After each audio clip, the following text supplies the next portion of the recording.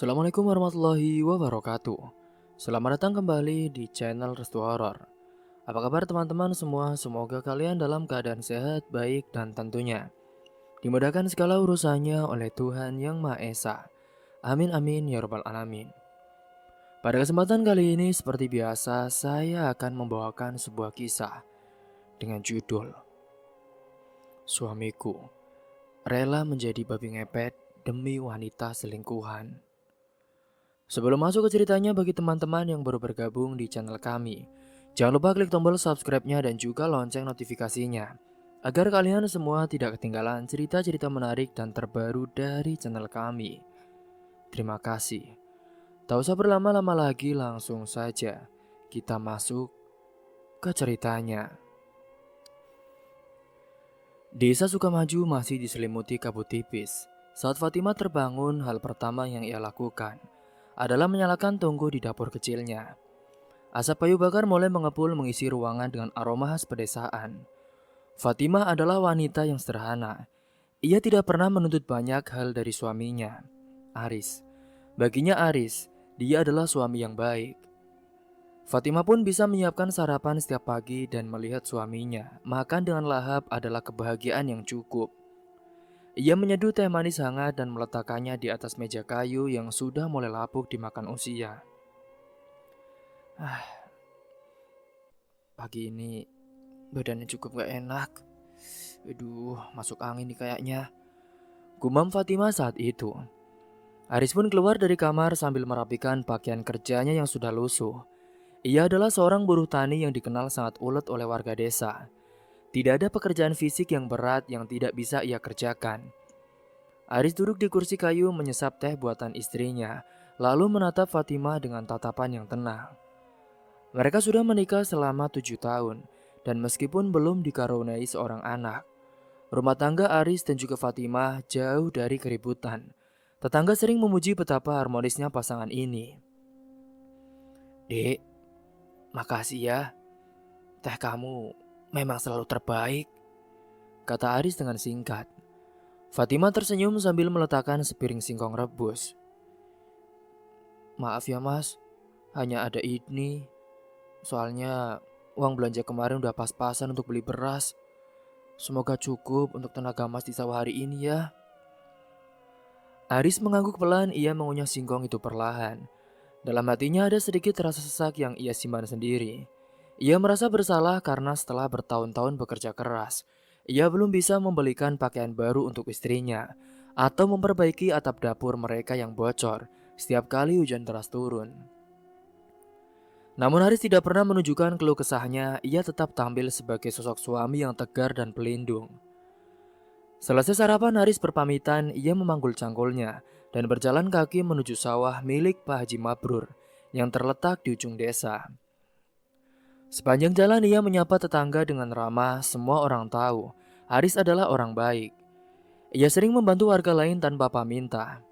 Meskipun ia sendiri sedang kesusahan, sifatnya yang rendah hati membuat Haris sangat dihormati meskipun ia hanya seorang buruh miskin.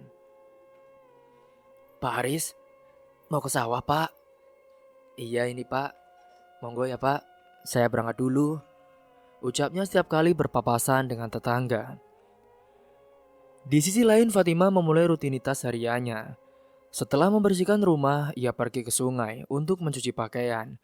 Di sana ia bertemu dengan ibu-ibu desa lainnya. Percakapan di sungai biasanya penuh dengan gosip, namun Fatimah lebih banyak diam dan mendengarkan. Ia tidak suka membicarakan kejelekan orang lain.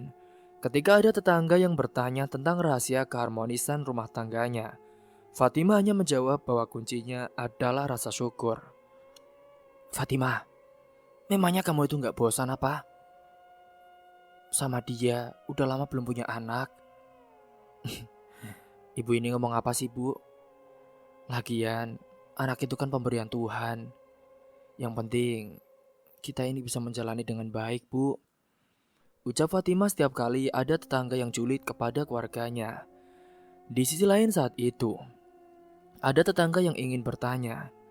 Oh ya Fatimah, emangnya kamu juga gak bosan apa? Makanya singkong terus. Suamimu itu rajin loh. Tapi kok ya hidup kalian begini-begini aja, gak ada kemajuan. Tanya salah satu tetangga dengan nada yang mengejek halus. Fatimah hanya tersenyum tenang saat itu. Bu, rezeki itu udah ada yang mengatur, Bu. Yang penting kan, Mas Aris sehat dan kami masih bisa bersama. Urusan makan, anak, kami serahkan kepada Tuhan. Jawaban itu menutup mulut tetangganya. Fatimah pun segera menyelesaikan cuciannya dan pulang. Ia ingin memastikan rumah bersih sebelum suaminya kembali. Di rumah ia kembali menjahit baju Aris yang robek di bagian bahunya. Ia melakukannya dengan teliti, memastikan jahitannya kuat agar tidak mudah lepas saat dipakai bekerja di bawah terik matahari. Sementara itu di sawah, matahari mulai naik tepat di atas kepala. Panasnya menyengat kulit Aris yang sudah gelap terbakar oleh matahari. Aris saat itu berhenti sejenak untuk mengusap keringatnya dengan handuk kecil yang dikalungkan di leher. Pak Haji pun saat itu datang menghampirinya sambil membawa air minum dingin. Aris pun menerima air itu dengan sopan. Kemudian, Pak Haji memuji hasil kerja Aris yang sangat rapi dan cepat.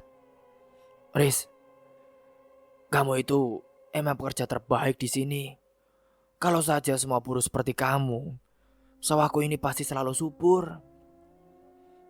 Terima kasih Pak Haji, tapi kayaknya semua orang sama aja deh Pak Haji.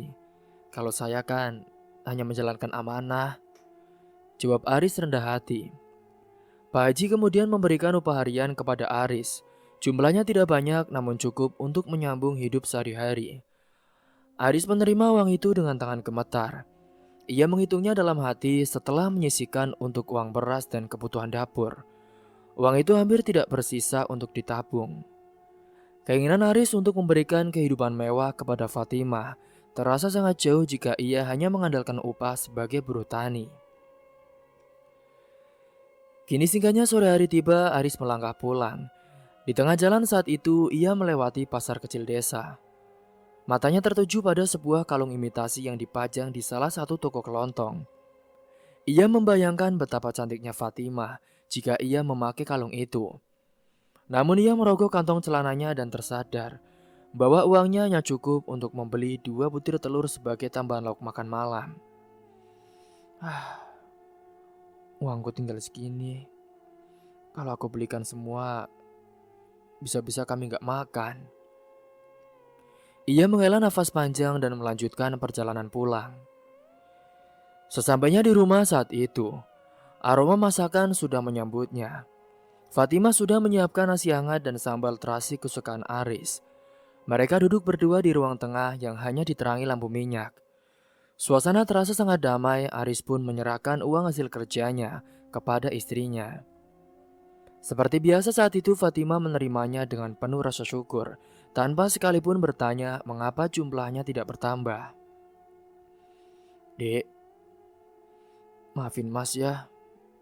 Kadang aku sering merasa gagal sebagai suami. Seharusnya kamu hidup lebih baik dari ini. Mas, aku tidak butuh harta banyak. Memiliki suami seperti mas yang jujur dan juga menyayangiku itu sudah lebih dari cukup, mas. Jangan bicara begitu lagi ya, mas. Aku sayang sama kamu. Aku tulus. Aris hanya diam, ia sangat tersentuh dengan kesabaran istrinya. Ia memegang tangan Fatimah yang terasa kasar karena sering mencuci dan juga bekerja di rumah. Dalam hati Aris berjanji akan melakukan apa saja untuk membahagiakan Fatimah. Ia tidak ingin melihat istrinya terus-menerus memakai baju yang sudah banyak jahitan dan makan dengan lauk seadanya. Hingga malam tiba, malam itu pun setelah menunaikan ibadah, Aris duduk di teras rumah sambil memandang bintang. Ia merasa terjebak dalam lingkaran kemiskinan yang sulit diputus. Meskipun ia bekerja keras dari fajar hingga petang, namun hasilnya selalu sama.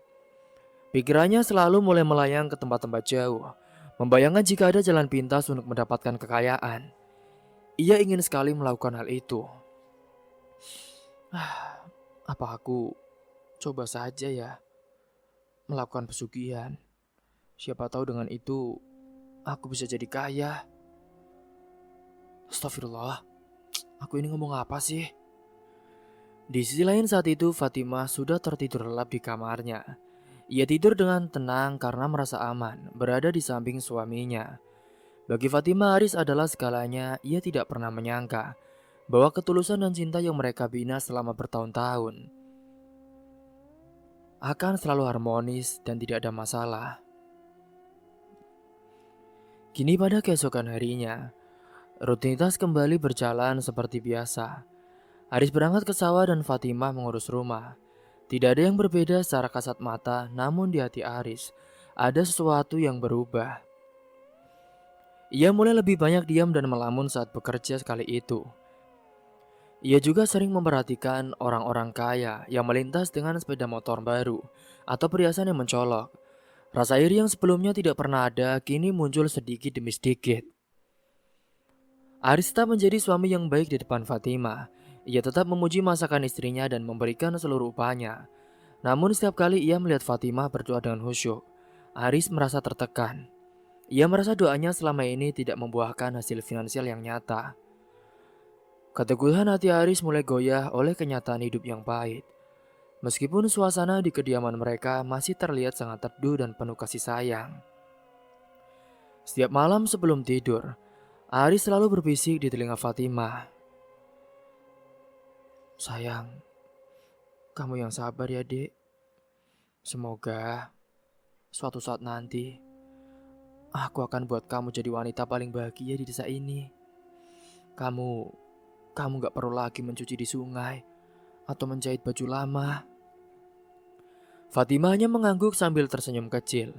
Ia menganggap itu hanyalah motivasi suaminya agar semangat bekerja.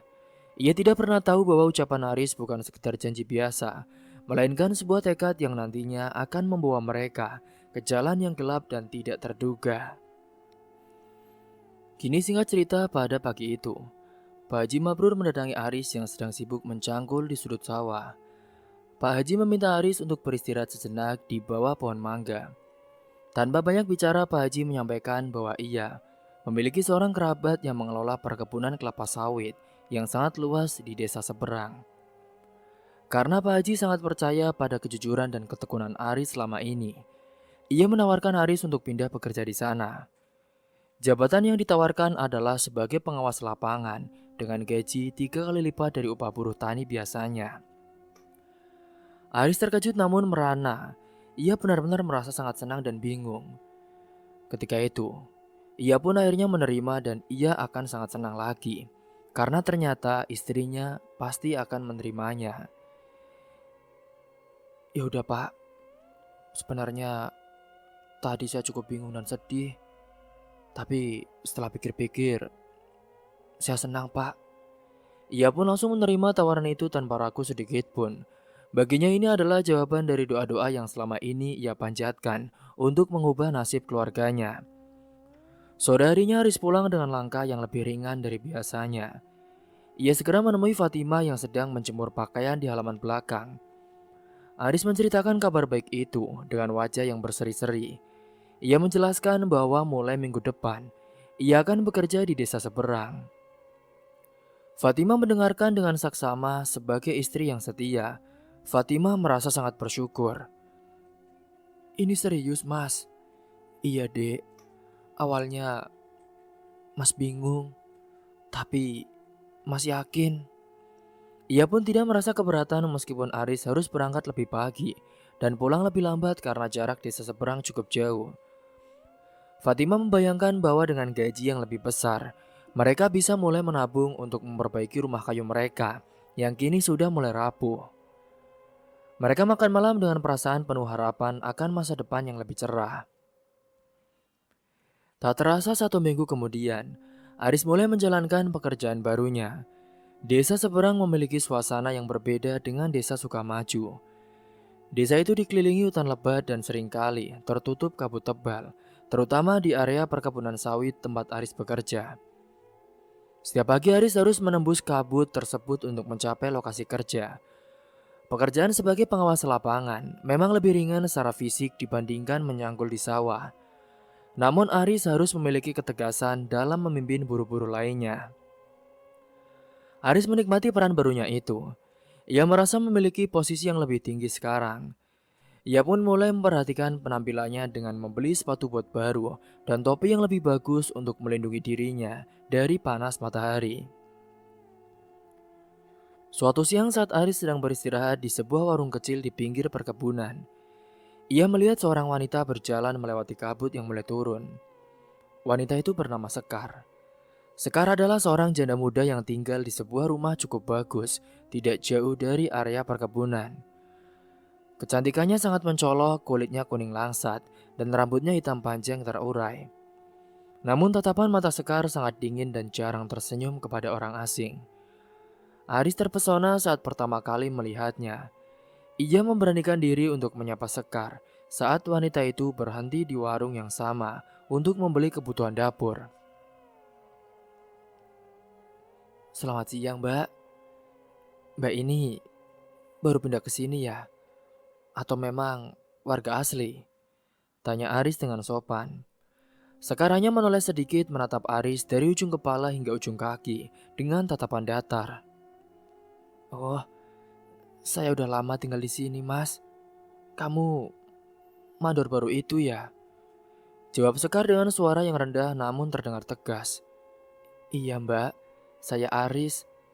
Saya baru seminggu bertugas di sini." Sejak pertemuan pertama itu, Aris menjadi sering mencari alasan untuk melewati rumah Sekar atau beristirahat di warung saat Sekar biasanya muncul. Sekar yang awalnya bersikap sangat dingin perlahan mulai membuka diri. Ternyata di balik sikap dinginnya, Sekar adalah wanita yang sangat manipulatif. Ia tahu cara menarik perhatian laki-laki seperti Aris. Sekar pun kini mulai sering memberikan perhatian kecil yang belum pernah Aris rasakan sebelumnya. Ia sering memberikan minuman dingin atau makanan kecil saat Aris sedang bertugas di lapangan. Sekar juga sering memuji kekuatan dan juga kepemimpinan Aris dalam mengelola para buruh. "Mas itu hebat ya, ototnya besar, terus dalam memimpin anak buahnya hebat. Padahal loh Mas, dulu mereka itu kerjanya malas-malesan. Sekarang, semenjak Mas Aris jadi mandor, mereka semua jadi giat." "Kamu ini bisa aja, Sekar." Di sisi lain di rumah saat itu, Fatima tetap menjalankan tugasnya sebagai istri di rumah. Ia tidak menaruh curiga sedikit pun kepada suaminya, apalagi ketika Aris mulai sering pulang terlambat. Aris selalu beralasan bahwa banyak laporan administrasi yang harus ia selesaikan di kantor perkebunan. Fatima justru selalu merasa kasihan ketika melihat suaminya yang terlihat kelelahan. Ia selalu menyiapkan air hangat untuk mandi dan makanan yang paling enak untuk menyambut kepulangan Aris. Fatima tidak tahu bahwa pikiran suaminya sudah tidak lagi berada di rumah itu, melainkan tertinggal di rumah Sekar di desa seberang. "Mas, makan dulu ya Mas. Ini aku udah masakin masakan kesukaan kamu. Pasti kamu belum makan kan? Kan kamu bilang di sana cuma dapat makan siang." "Udahlah Fatimah, aku lagi gak mood makan nih. Kamu makan sendiri aja ya," jawab Aris. Perubahan sikap Aris mulai terasa sangat nyata setelah sebulan bekerja di perkebunan. Ia kini menjadi lebih sering melamun dan mudah marah jika Fatimah menanyakan hal-hal kecil tentang pekerjaannya. Aris merasa Fatimah terlalu membosankan dengan segala kesederhanaannya dan kepasrahannya pada nasib. Di matanya Fatimah kini terlihat sebagai wanita desa yang kuno, sangat jauh berbeda dengan Sekar yang selalu tampil rapi, wangi dan juga penuh ambisi. Sekar sering bercerita kepada Aris tentang keinginannya untuk hidup di kota besar dengan segala kemewahan. Ia merayu Aris dengan mengatakan bahwa laki-laki sehebat Aris seharusnya tidak tinggal di rumah kayu. "Mas, aku dengar-dengar rumah kamu di desa sana rumahnya jelek ya?" "Iya, aku juga bingung." "Loh, kenapa bingung Mas? Sekarang kan ada aku. Semua keinginan pasti kamu tercapai. Lagian kan, aku di sini bisa melakukan apa aja yang kamu mau, Mas. Kamu lihat, aku ini cantik kan?" "Iya iyalah sayang, kamu itu cantik. Bahkan lebih cantik daripada istriku yang kucel." ucap Aris saat itu. Mas Aris, kamu itu pria yang gagah. Kamu punya bakat untuk jadi orang besar. Sayang sekali loh, kamu cuma jadi pengawas di sini selamanya. Ujar Sekar suatu sore saat mereka duduk berdua di teras rumahnya yang sepi. Aris menunduk merasa malu dengan keadaan ekonominya. Ya gimana? Tapi saya ini kan hanya buruh. Mau bagaimana lagi? Aku bingung, Sekar. Sekar kini mendekatkan wajahnya ke arah Aris, membisikkan kata-kata yang penuh godaan. Ada banyak cara untuk menjadi kaya, Mas. Aku tahu, kaya yang paling cepat di dunia ini, Mas. Asal kamu punya nyali, aku bisa menunjukkan jalannya. Setelah itu, kita bisa hidup mewah bersama, Mas. Kata-kata Sekar merasuki pikiran Aris dengan sangat dalam. Kini perselingkuhan mereka pun terjalin semakin jauh. Aris mulai beranikan sebagian gaji diberikan kepada Sekar yang seharusnya untuk Fatimah. Ia kini membelikan Sekar kain bagus dan perhiasan kecil agar wanita itu semakin sayang kepadanya. Aris juga merasa menjadi pria yang berkuasa dan merasa hebat saat bersama Sekar. Kini, ia merasa bahwa kemiskinan yang ia alami selama ini bersama Fatimah adalah sebuah penghinaan bagi kemampuannya. Fatimah, kayaknya aku udah bosan hidup kere terus kayak gini. Mas, kamu ngomong apa, Mas? Kamu pulang-pulang kok ngomong gini? Udahlah, intinya aku pengen hidup mewah. Kini ketidakpuasan Aris terhadap hidupnya semakin memuncak. Ia mulai membenci bau asap dapur di rumahnya. Ia membenci suara pintu rumahnya yang berderit, semua yang ada di rumahnya mengingatkannya pada kemiskinan. Fatimah benar-benar tidak tahu apa yang terjadi dengan suaminya. Sementara di sisi lain ketika bertemu dengan Sekar, Sekar terus memprovokasi Aris agar mencari cara mendapatkan uang dalam jumlah besar. Sekar menegaskan bahwa ia tidak mau hidup bersama pria yang miskin dan juga tidak punya harta. Pokoknya Mas, kalau kamu serius sama aku mau kamu punya banyak uang. Kalau masih gajian segini, kita putus aja Mas. Kamu balik aja sama istrimu yang miskin itu. Sayang, kamu jangan gitu dong. Lagian kan, kamu tahu aku sukanya sama kamu. Jawab Aris saat itu kepada Sekar. Kini Fatimah mulai merasakan ada yang aneh. Ia benar-benar tidak protes. Ia kembali menjahit baju-baju lamanya dan makan dengan porsi yang lebih sedikit, agar Aris tetap bisa makan dengan kenyang. Ya Allah, suamiku kenapa? Kenapa dia tiba-tiba berubah? Apakah aku punya salah? Apakah aku kurang? Fatimah benar tidak tahu apa yang terjadi dengan suaminya. Di sisi lain, Aris kini benar-benar terjebak dalam perangkap Sekar. Ia tidak lagi peduli pada norma agama maupun sosial yang selama ini ia junjung tinggi di desa Sukamaju. Baginya Sekar adalah pintu menuju kehidupan yang selama ini hanya ada di dalam mimpinya. Aris rela membohongi Fatimah berkali-kali demi bisa menghabiskan waktu lebih lama dengan Sekar. Hubungan mereka bukan lagi sekedar perselingkuhan biasa, melainkan persekutuan dua orang yang sama-sama haus akan harta dan juga kedudukan. Pokoknya ya Mas, kalau kamu terus sama aku, kita harus ngelakuin ini. Tapi kamu yakin ini aman? Udahlah Mas, selama aku yang menjaga lilinnya, kita akan aman. Kamu juga pasti akan aman. Kalau kita punya uang banyak, kita bisa liburan kemanapun. Ucap Sekar kepada Aris saat itu.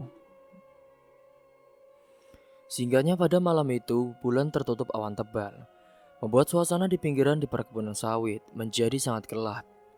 Aris berdiri dengan tubuh gemetar di dalam sebuah gubuk tua yang tersembunyi di balik semak belukar. Di depannya Sekar sudah menyiapkan segala perlengkapan untuk ritual pesugihan. Ada kemenyan yang asapnya mulai memenuhi ruangan, piring berisi bunga 7 rupa dan sebuah lilin kuning yang diletakkan di tengah ruangan. Aris menatap semua itu dengan perasaan ngeri. Ia tahu bahwa apa yang akan ia lakukan adalah dosa besar yang tidak pernah bisa diampuni. Namun rasa cintanya yang buta kepada Sekar dan rasa malunya karena terus hidup miskin membuat Aris nekat untuk melakukan perbuatan itu. Pada waktu itu Sekar mendekati Aris dan membelai pipinya dengan lembut. "Mas, jangan ragu mas. Ini satu-satunya jalan.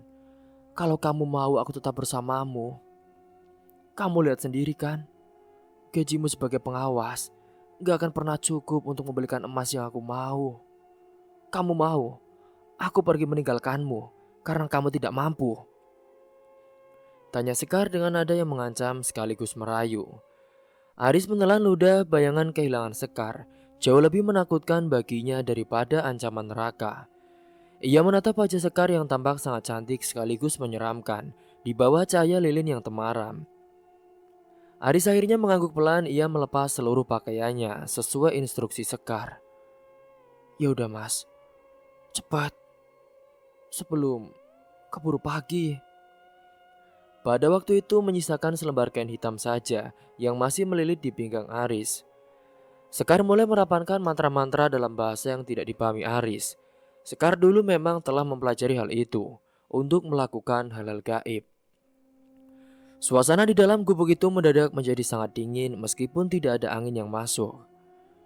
Ritual pesugihan babi ngepet itu pun dimulai. Aris diminta untuk meminum air yang sudah dicampur dengan abu kemenyan. Setelah itu, ia harus merangkak di atas tanah sambil membayangkan dirinya menjadi seekor babi hutan yang kuat dan juga gesit. Pelan-pelan saat itu Aris sudah merasakan sakit yang luar biasa di sekujur tubuhnya. Tulang tulangnya seperti patah dan bergeser. Rambut kasar mulai tumbuh di punggungnya dan wajahnya mulai memanjang. Ia ingin berteriak namun suaranya berubah menjadi geraman rendah. Bagus, bagus kamu mas." Kini Sekar terus menjaga lilin kuning itu agar tetap menyala. Jika lilin itu padam, Aris tidak akan pernah bisa kembali menjadi manusia. Sementara di sisi lain di desa Sukamaju yang tenang, Fatimah sedang duduk bersimpuh di atas sajadah. Ia baru saja menyelesaikan sholat malam dan melanjutkan dengan doa yang panjang. Dalam doanya ia selalu menyebut nama suaminya. Ia memohon kepada Tuhan agar Aris selalu dilindungi di tempat kerja, diberikan kekuatan untuk mencari nafkah yang halal, dan dijauhkan dari segala godaan. Fatimah tidak pernah merasa curiga sedikit pun kepada suaminya. Ia percaya sepenuhnya saat Aris pamit untuk lembur. "Ya Allah, jagalah suamiku dari bahaya. Aku tahu dia bekerja demi nafkahku. Semoga segala impian kami bisa tercapai." Ucap doa dari Fatimah. Setiap kali ia di rumahnya berharap supaya suaminya bekerja dengan baik. Di sisi lain saat itu, kembali ke gubuk tua, transformasi Aris hampir sempurna. Ia kini sudah berwujud seperti seekor babi hutan besar dengan bulu hitam yang lebat dan mata yang merah menyala. Meskipun bentuk fisiknya sudah berubah menjadi hewan, pikiran Aris masih bisa merasakan rasa malu dan ketakutan sebagai manusia. Namun rasa haus akan harta yang sudah ditanamkan oleh Sekar kini jauh lebih kuat. Sekar membisikkan instruksi terakhir ke telinga hewan tersebut. Aris pun diperintahkan untuk pergi ke desa tetangga dan menggosokkan tubuhnya ke dinding rumah orang-orang kaya di sana. Dengan cara itulah uang dan perhiasan akan berpindah secara gaib ke kantong kain yang terikat di lehernya. "Mas, intinya kamu harus cari rumah orang kaya. Nanti gosokkan saja tubuh kamu dan hirup semuanya." Kini Aris mulai berlari keluar dari gubuk. Ia bergerak dengan sangat cepat di bawah kegelapan malam. Ia menembus semak-semak dan melewati parit-parit perkebunan dengan lincah. Pikirannya hanya terfokus pada emas dan juga uang. Ia pun sampai di sebuah rumah mewah milik seorang pengusaha kayu, tepatnya di desa tetangga. Dengan nafas yang memburu, Aris menggosokkan tubuhnya ke tembok belakang rumah tersebut. Setiap kali ia menggosokkan tubuh, ia merasa ada beban yang bertambah di kantong lehernya. Rasa senang yang aneh mulai muncul dalam dirinya setiap kali ia mencoba menghirup. Rasa senang karena bisa mencuri dengan mudah tanpa harus berkeringat di bawah terik matahari. Malam itu Aris berhasil mendatangi 3 rumah besar. Ia bekerja dengan sangat rapi karena orang-orang sedang tertidur dengan lelap. Tidak ada yang menyadari kehadiran makhluk tersebut. Aris merasa sangat hebat. Ia merasa bahwa selama ini ia bodoh karena bekerja dengan jujur sebagai buruh tani. Kini hanya dalam waktu beberapa jam saja, ia sudah bisa mengumpulkan harta yang mungkin tidak akan bisa ia dapatkan dalam waktu 10 tahun bekerja di sawah. Kegelapan telah benar-benar menelan hati nuraninya. Bagus, aku udah dapat banyak. Setelah merasa cukup saat itu, Aris pun kini kembali berlari menuju gubuk tua, di mana Sekar sudah menunggunya saat itu. Setibanya di sana, Sekar menyambutnya dengan senyum lebar. Ia segera mengambil kantong leher Aris dan menuangkan isinya ke lantai. Berlembar-lembar uang kertas dan beberapa kalung emas kini berjatuhan. Sekar tertawa kecil sambil menciumi emas-emas itu. Ia sama sekali tidak peduli pada penderitaan Aris yang sedang berjuang menahan sakit saat proses kembali menjadi manusia. Diam kamu, Mas. Sekarang saatnya kamu kembali menjadi manusia lagi. Aduh, sakit. Aris merintih di lantai saat tubuhnya mulai berubah kembali. Kulitnya terasa seperti ditarik paksa, dan sendi-sendinya kembali ke posisi semula. Setelah beberapa saat, Aris pun kembali menjadi manusia biasa dengan tubuh yang penuh keringat dan juga kotoran tanah. Ia merasa sangat lemas dan juga mual. Namun saat ia melihat Sekar yang begitu bahagia dengan perhiasan di tangannya, rasa mual itu hilang digantikan oleh rasa bangga yang salah. Mas, lihat ini mas, lihat. Kamu hebat Mas Haris. Padahal ini baru 1 malam loh. Kalau kita lakukan ini terus, kita bisa segera pergi dari sini dan hidup mewah di kota, Mas. Iya, tapi apakah ini benar-benar aman, Sekar? Bagaimana kalau ada yang melihatku? Apakah aku akan mati? Jangan takut, Mas. Selama aku menjaga lilin ini, tidak akan ada yang bisa menangkapmu. Makanya, kamu harus berani kalau mau sukses. Jawab Sekar dengan nada meremehkan ketakutan Aris. Sementara di sisi lain, Fatimah akhirnya tertidur karena saat itu jam sudah menunjukkan pukul 2 pagi. Ia berpikir mungkin Aris menginap di sana dan masih banyak pekerjaan. Ia tidur dalam keadaan tenang sembari memegang tasbih di tangannya. Ia berdoa semoga suaminya dalam keadaan baik. Namun baru saja ia tertidur, ia bermimpi tentang masa depan di mana ia dan Aris hidup bahagia tanpa kekurangan apapun. Ia tidak tahu bahwa uang yang akan dibawa pulang oleh Aris nantinya adalah uang haram yang penuh dengan kutukan. Tepatnya saat itu ketika Fatimah mendengar suara azan subuh, Aris ternyata pulang ke rumah dengan wajah yang pucat. Mas, kamu baru pulang jam segini? Iya dek, maaf ya, soalnya tadi ada sedikit masalah. Ia memberikan sebagian kecil uang hasil curian itu kepada Fatimah, berbohong bahwa itu adalah bonus dari perusahaannya karena ia bekerja sangat keras. Fatimah menerima uang itu dengan air mata bahagia, mengira bahwa Tuhan telah menjawab doa-doanya. Ia mencium tangan Aris dengan penuh rasa hormat. Ya Allah, makasih ya Mas. Semoga hidup kita bisa lebih baik lagi, Mas. Udah, gak usah banyak bersyukur. Terima aja, aku ngantuk, ucap Aris saat itu. Kini Aris pun pergi meskipun ia sedikit bersalah saat melihat ketulusan istrinya. Namun ia segera tepis pikiran itu, karena di kepalanya ia hanya membayangkan wajah Sekar yang tersenyum bahagia ketika lebih banyak lagi ia bisa memberikan perhiasan dan juga uang. Aris benar-benar tidak tahu bahwa persekutuan gelap dengan Sekar telah mematikan sisi manusia dalam dirinya, mengubah Aris si buruh tani menjadi budak harta yang kehilangan harga diri dan juga masa depannya karena satu wanita. Kini seiring berjalannya waktu, beberapa bulan kemudian, kekayaan Aris meningkat drastis dalam waktu singkat. Rumah kayu yang dulunya hampir roboh kini berubah menjadi bangunan paling megah di desa tersebut. Aris membangun sebuah ruangan rahasia di bagian belakang rumah yang hanya bisa diakses melalui pintu tersembunyi di balik lemari besar. Kepada Fatima saat itu Aris beralasan bahwa ruangan itu adalah tempatnya menyimpan dokumen penting perusahaan agar tidak berantakan. Fatimah, ruangan ini khusus ruanganku ya. Gak boleh sembarangan orang masuk. Begitupun kamu. Karena kamu tahu sendiri kan, aku itu udah dapat kepercayaan di sana. Jadi, aku gak mau semua barang-barangnya hilang. Fatimah yang patuh tidak pernah berani bertanya lebih lanjut kepada suaminya. Iya mas. Suatu hari saat itu, Aris kini membawa Sekar ke rumah mereka.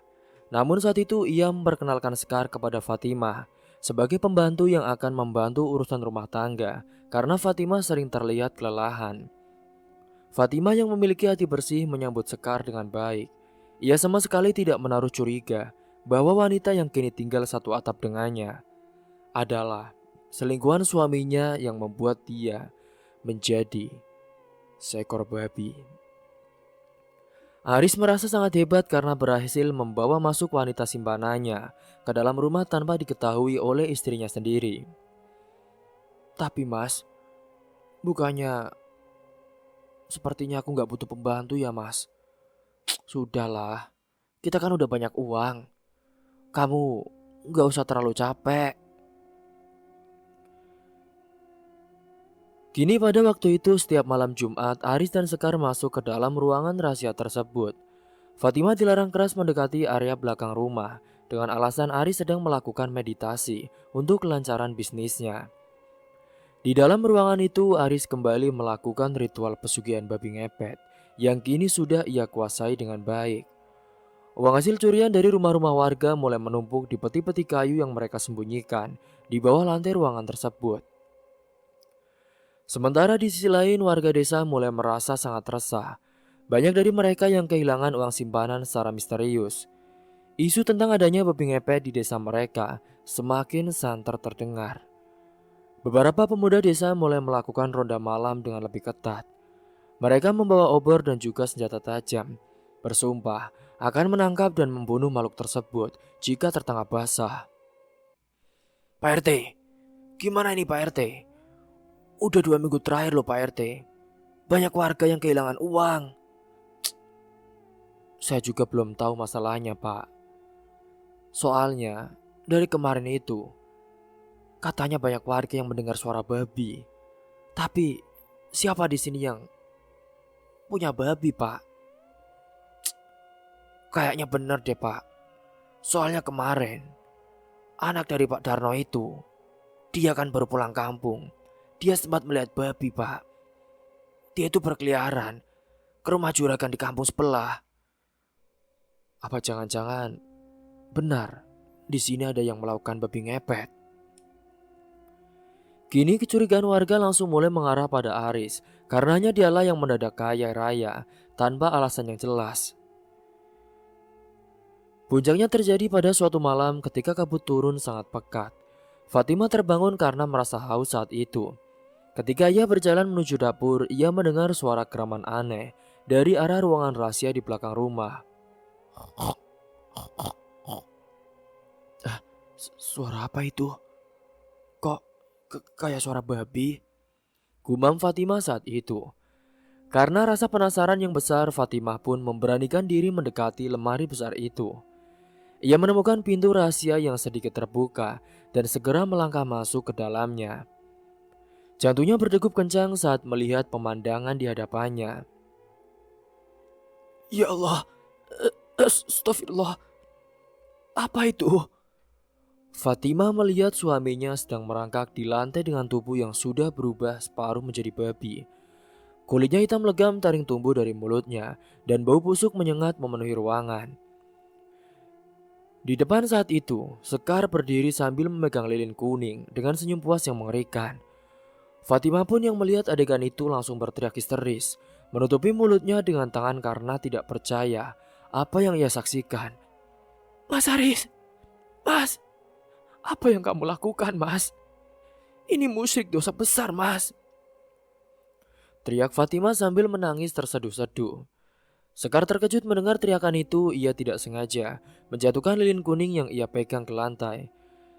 Lilin itu padam seketika. Pada saat yang sama, suara riuh warga dari luar rumah terdengar semakin mendekat. Warga yang melihat cahaya lampu dari ruangan rahasia itu kini segera mendobrak pintu belakang rumah Aris. Mereka membawa obor dan mengepung ruangan tersebut dengan kemarahan yang meluap-luap. Mereka datang karena mendengar teriakan dari Fatimah. "Ada apa, Bu Fatimah?" Fatimah tidak bisa berkata apa-apa. Ia hanya menangis saat itu. Hingga keadaan yang sudah tidak bisa apa-apa. Aris yang terjebak dalam wujud setengah manusia dan setengah babi. Ia tidak bisa kembali normal karena lilin penjaganya sudah padam. Ia hanya bisa mengerang kesakitan di lantai. Warga pun yang melihat wujud Aris asli langsung gelap mata. Mereka tidak peduli lagi pada penjelasan apapun. Tanpa ampun, masa pun menyeret Aris keluar rumah dan menghakiminya secara brutal. "Dasar, dulu kamu padahal kan orang alim ya. Kamu bahkan dianggap ustadz di sini. Sekarang kamu ternyata musyrik." Aris dipukul dan diinjak-injak hingga ada yang membawa parang.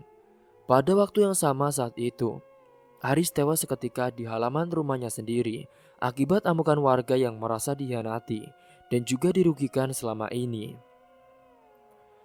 Para warga benar-benar melampiaskan semua kekecewaannya dan juga rasa sakitnya. Di tengah kelandauan dan juga kekacauan ekonomi, Aris malah mencuri dengan melakukan pesugihan babi ngepet. Di sisi lain, di tengah kekacauan tersebut, Sekar melihat kesempatan untuk melarikan diri. Ia segera mengambil kantong berisi emas dan uang tunai yang tersimpan di dalam ruangan, lalu menghilang menembus kegelapan malam melalui pintu samping. Ia meninggalkan Aris yang sudah tidak bernyawa dan Fatimah yang jatuh pingsan di teras rumah.